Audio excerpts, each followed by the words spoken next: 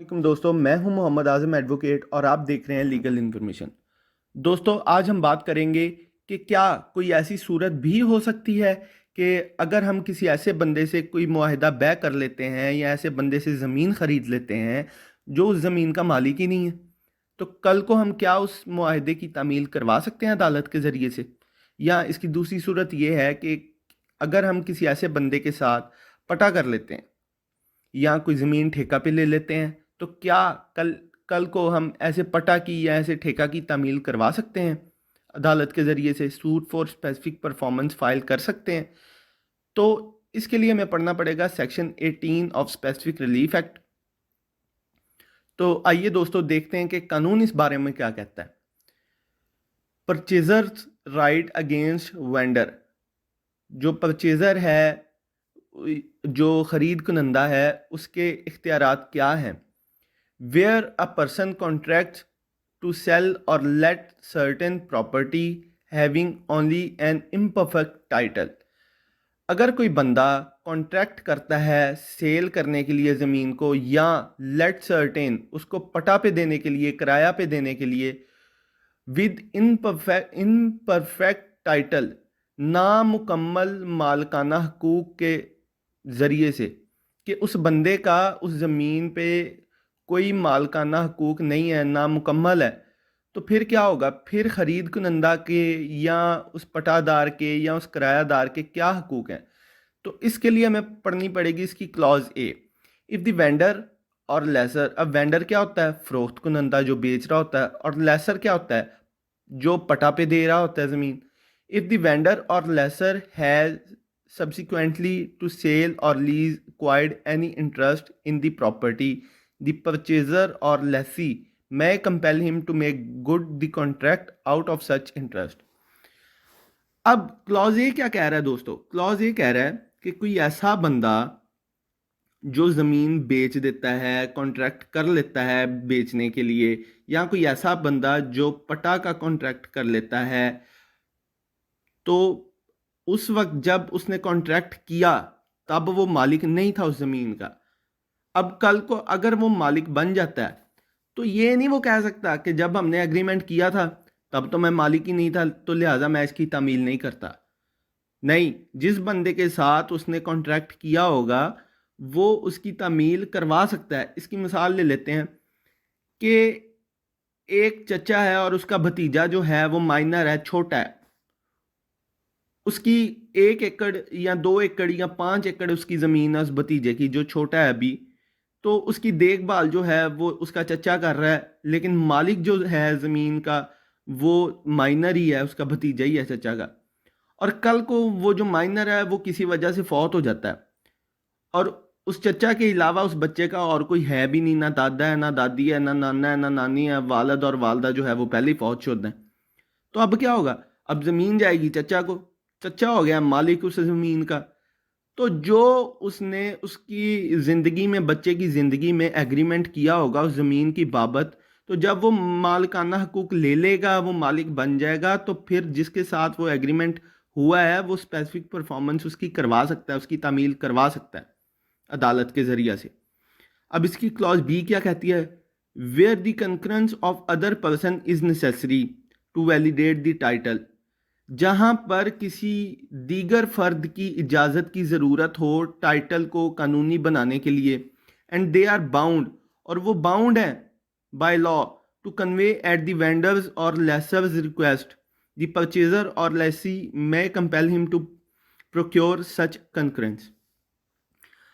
अब दोस्तों, जो क्लॉज बी है वो क्या कहती है कि जहां पे जो टाइटल है ज़मीन का, उसको कानूनी बनाने के लिए किसी दीगर फ़र्द की इजाज़त की ज़रूरत हो, तो जिसके साथ एग्रीमेंट हुआ है वो उसको कंपेल कर सकता है कि आप जी इजाज़त दो इसको, टाइटल जो है वो लॉफुल बनाने के लिए, उसको वैलिडेट करने के लिए। अब इसकी क्या एग्जांपल हो सकती है कि ए ने जेड के साथ जो है वो एग्रीमेंट कर लिया। जेड 10 एकड़ का मालिक है, उसने एग्रीमेंट टू सेल कर लिया ए के साथ। ए ने वो जो है ख़रीद ली ज़मीन। उस एग्रीमेंट में तय ये हुआ कि इसका कुछ पेमेंट जो ए है वो उसी वक्त कर देगा और जो आधी पेमेंट है वो 6 माह के बाद होगी। फिर वो जो जेड है उसको मालकाना हकूक ट्रांसफ़र करेगा ए को। अब एग्रीमेंट हो गया, ए ने क्या किया कि ए ने जो है वो ज़मीन उसी एग्रीमेंट के तहत नया जो उसका ए और जेड का एग्रीमेंट हुआ था, ए ने बी के साथ एक और एग्रीमेंट कर लिया कि जी मेरे साथ जेड का एग्रीमेंट हुआ है, 6 माह के बाद मैं उसको पैसे दे दूंगा तो वो मालकाना हकूक मुझे ट्रांसफ़र करेगा, मैं आपको ट्रांसफ़र कर दूंगा। अब जो बी है वो ए को कंपेल कर सकता है कि आप जेड से मुझे मालकाना हकूक लेके दो पेमेंट के बाद, या वो डायरेक्ट जेड को भी कह सकता है कि जी आपका जो है एग्रीमेंट हुआ था ए के साथ, मैंने उसको पेमेंट कर दी है, तो आप जो लिहाजा जो आपके मालकाना हुकूक हैं ज़मीन की बाबत वो आप मेरे नाम पे ट्रांसफ़र करें। अब क्लॉज सी क्या कहती है? With the vendor professes to sell unencumbered property but the property is mortgage for an amount not exceeding the purchase money and the vendor has an in fact only a right to redeem it, the purchaser may compel him to redeem the mortgage and to obtain a conveyance from the mortgagee. अब दोस्तों clause C क्या कहती है कि जब vendor ने फरोख्त कुनंदे ने एक एग्रीमेंट कर लिया है बी के साथ, ए ने एग्रीमेंट बी के साथ कर लिया है, ए जो है वो फरोख्त कुनंदा है और जो बी है वो ख़रीद कुनंदा है, वो ख़रीद रहा है ज़मीन। ए ने जब बी के साथ एग्रीमेंट किया तो उसने कहा जी ये जो ज़मीन है ये हर तरह के बार से खाली है, इस पर कोई बार नहीं है, ये मुबर्रा है हर तरह के बार से। तो लेकिन जब पेमेंट हुई या हाफ पेमेंट हुई तो बी को पता चला ये तो मॉर्गेज है प्रॉपर्टी, ये रहन रखवाई हुई है किसी बैंक के पास या किसी भी ऐसे अदारे के पास रखवा के लोन लिया हुआ है ए ने।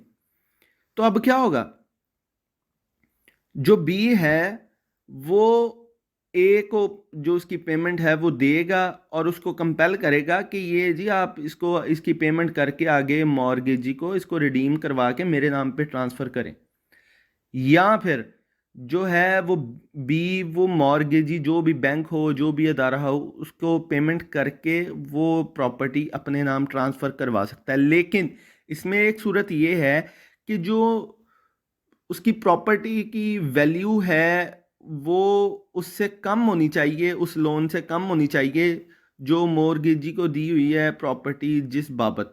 मिसाल के तौर पे कि अगर जो लोन है मॉर्गेज जिस बाबत करवाई हुई है प्रॉपर्टी वो 50 लाख है, तो जो प्रॉपर्टी की वैल्यू है या एग्रीमेंट टू सेल हुआ है, एग्रीमेंट टू सेल हुआ है ए और बी के दरमियान, तो वो 45 लाख का होना चाहिए या 48 लाख का होना चाहिए, 50 लाख से एक्सीड नहीं करना चाहिए उसे। अब क्लॉज डी क्या कहता है? Where the vendor or lessor sues for specific performance of the contract. अब जहाँ पे फरोख्त कुनंदा या वो बंदा जिसने पटा किया हुआ है, जिसको पटा पे दी है वो नहीं, जिसने पटा किया है, वो दावा दायर करते हैं स्पेसिफिक परफॉर्मेंस का, तामील मुख्तस का, and the suit is dismissed on the ground of his imperfect title. और सूट जो है वो खारिज हो जाता है, दावा खारिज हो जाता है इस बात पर, इस ग्राउंड पर कि आप तो मालिक ही नहीं है। The defender has right to return of his deposit if any with interest thereon to his cost of the suit and to lien for such deposit interest and cost on the interest of the vendor or lesser in the property agreed to be sold or let।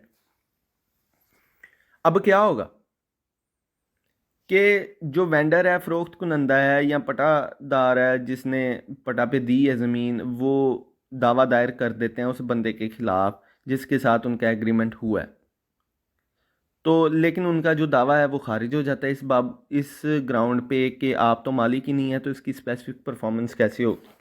तो फिर क्या होगा, फिर जिसके साथ उनका agreement हुआ है, फिर जो दूसरी पार्टी दोम ने जो उसकी पेमेंट की होगी उस पे इंटरेस्ट लग के वो जो ए है वो बी को उसकी जो पेमेंट है वो वापस करेगा। बिल फर्ज ए और बी का मुआहदा हो गया है किसी भी प्रॉपर्टी की बाबत, लेकिन बी जो है उसको बाद में पता चलता है एग्रीमेंट के बाद, ये जी प्रॉपर्टी जो है इस पे तो ए का टाइटल ही नहीं है, ये मालिक ही नहीं है।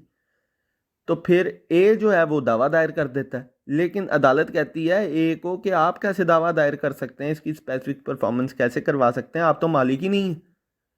तो फिर जो बी के पास ये इख्तियार है कि जो उसने पेमेंट की होगी एग्रीमेंट के तहत, कुछ पेमेंट की है या फुल पेमेंट की है, तो वो विद इंटरेस्ट ए से वापस ले सकता है। तो ये सेक्शन 18 था जो हमें बताता है कि अगर हम किसी ऐसे बंदे से मुआहदा कर लेते हैं, मुआहदा बै कर लेते हैं, या किसी ऐसे बंदे से ज़मीन पटा पे ले लेते हैं जो उसका मालिक ही नहीं है, तो फिर उसकी तामील कैसे होगी, हम कैसे करवा सकते हैं। तो दोस्तों, अगर आपको मेरी ये वीडियो अच्छी लगी है तो काइंडली मेरे चैनल को लाइक करें, सब्सक्राइब करें, शेयर करें और कमेंट करें। इससे मेरी हौसला अफजाई होती है।